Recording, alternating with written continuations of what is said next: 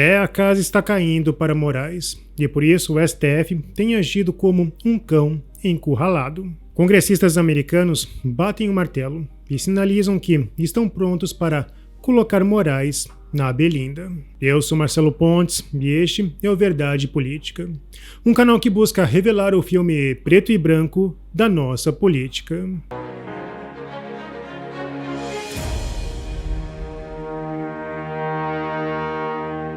Em 2024, no auditório da Fundação Fernando Henrique Cardoso, um acirrado debate ocorreu.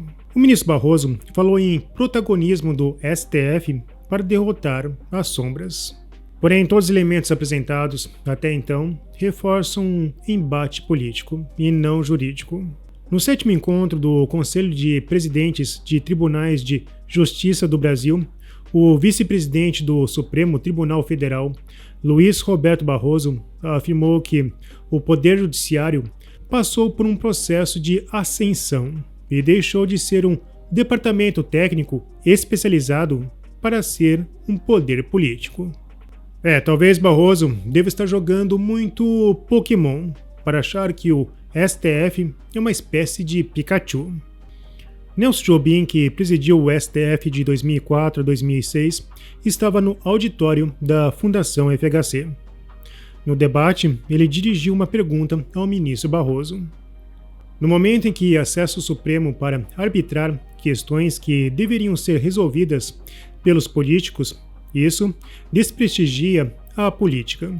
O ex-ministro Teori Zavascki disse isso em um acórdão em que se opôs a um determinado tipo de decisão em que o Supremo avançou além dos princípios constitucionais e começou a fixar os comos.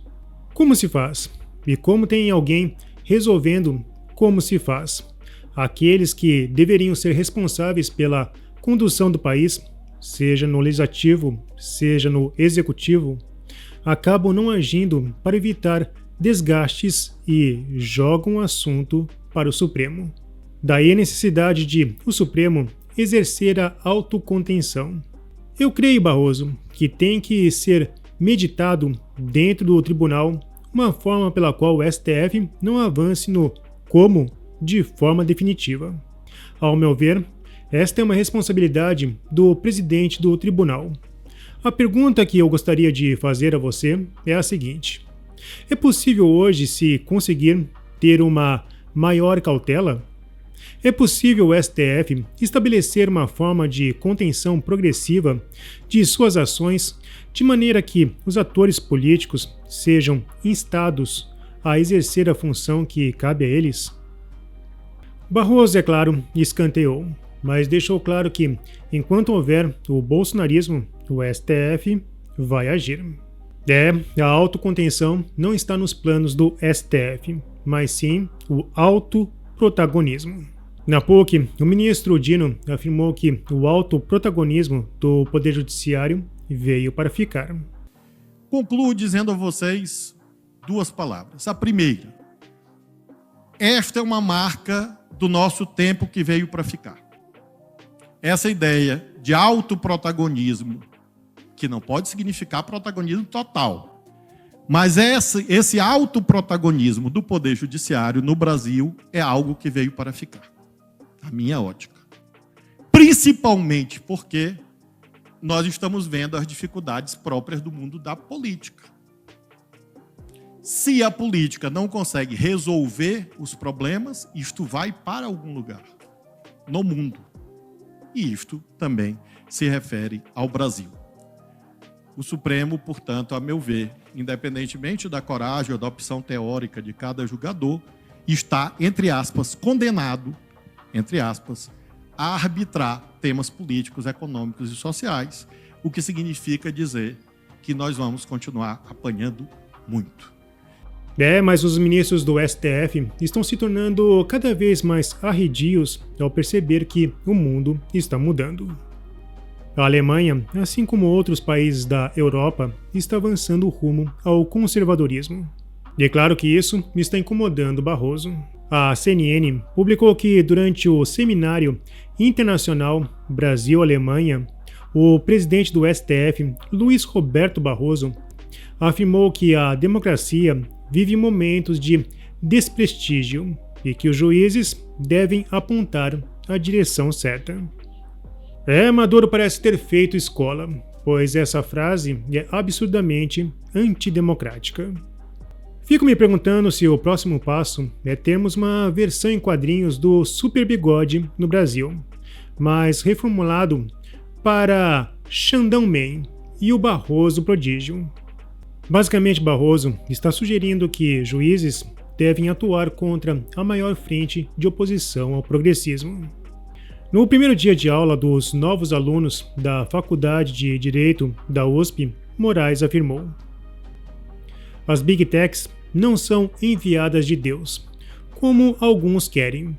Elas não são neutras.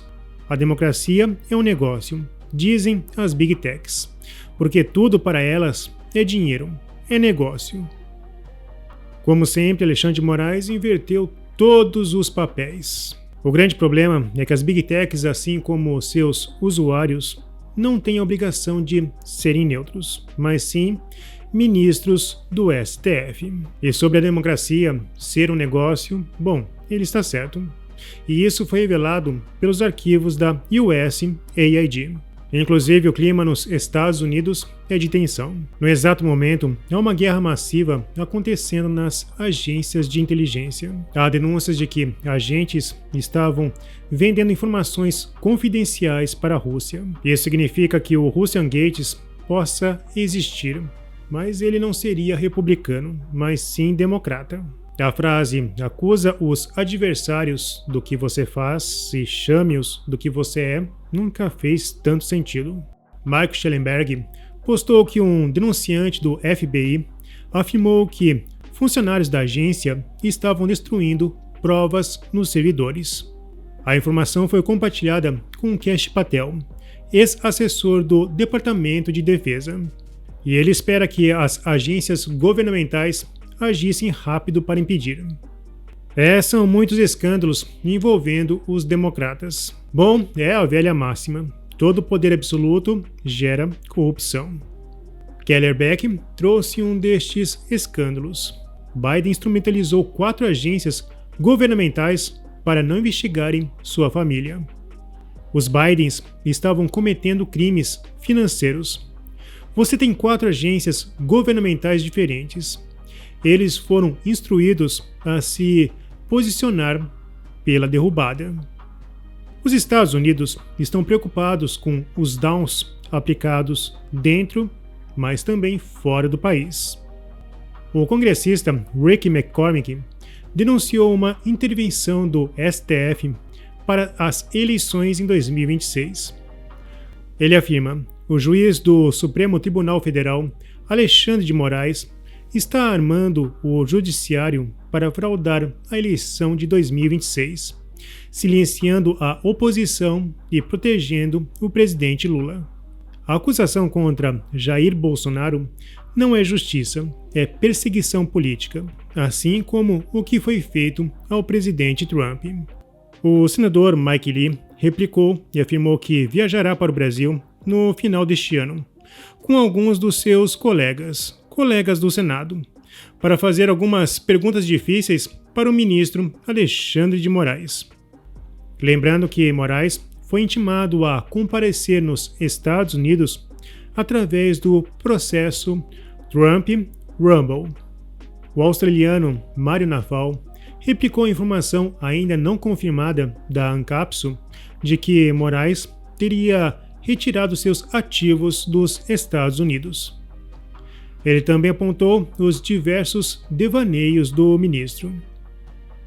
O senador Mike Lee questionou se Alexandre de Moraes tornou crime no Brasil compartilhar aquela postagem. A jornalista Ana Paula Henkel respondeu: "Correto, senador. Ele também mantém centenas de pessoas inocentes na cadeia, sem respeitar nenhuma etapa do devido processo legal ou da Constituição. Algumas pessoas já foram condenadas a passar 15, 16 anos na cadeia por participarem de um protesto na capital do Brasil. todos sem nenhuma chance de se defender ou levar seus casos a tribunais de apelação. Ele mandou essas pessoas para a cadeia em chamadas de videoconferência. No Globo, Malu Gaspar publicou: trumpistas dão como certa a aprovação de projeto para barrar Alexandre de Moraes nos Estados Unidos. Para deputados do partido do presidente americano, texto deve receber sinal verde no Comitê Judiciário e avançar para análise do plenário da Casa, de maioria republicana. Ao final da matéria, a jornalista afirma: Moraes costuma brincar com a possibilidade de ser barrado nos Estados Unidos, afirmando ter preferência pelo turismo na Europa. Mas uma eventual retaliação do Congresso americano traria graves repercussões políticas nas relações entre Brasil e Washington. Moraes claramente está subestimando o poder deste projeto. Se ele for aprovado, toda uma cadeia dentro do STF pode receber sanções. Inicialmente territorial, porém ela pode ser estendida para fiscal. Neste contexto, a Lei Magnitsky Global pode ser acionada e Moraes seria oficialmente considerado um violador dos direitos humanos. Bancos de crédito vinculados aos Estados Unidos podem ser obrigados a bloquear qualquer interação financeira de Moraes, até mesmo dentro do Brasil. Esses bancos podem também ser pressionados a implementar medidas de conformidade mais rigorosas para garantir que suas operações estejam em linha com as exigências da lei. De Moraes poderia ter problemas até mesmo na Europa, já que a lei cria uma rede internacional de sanções que pode aumentar a pressão sobre os infratores. Parece que Moraes acredita fielmente que é Simão Bolívar do século XXI. Entretanto, a sua conduta reflete mais o modo bolivariano de governar. E tenho certeza que as instituições brasileiras não irão pagar este elevado preço. E no final, eles irão rifá-lo, assim como rifaram a última petista que abusou do poder. Bom, se você apoia a Verdade Política, não se esqueça, curta, comente e compartilhe. Clique no sininho para você receber as nossas notificações. E vamos continuar na luta em prol da verdade.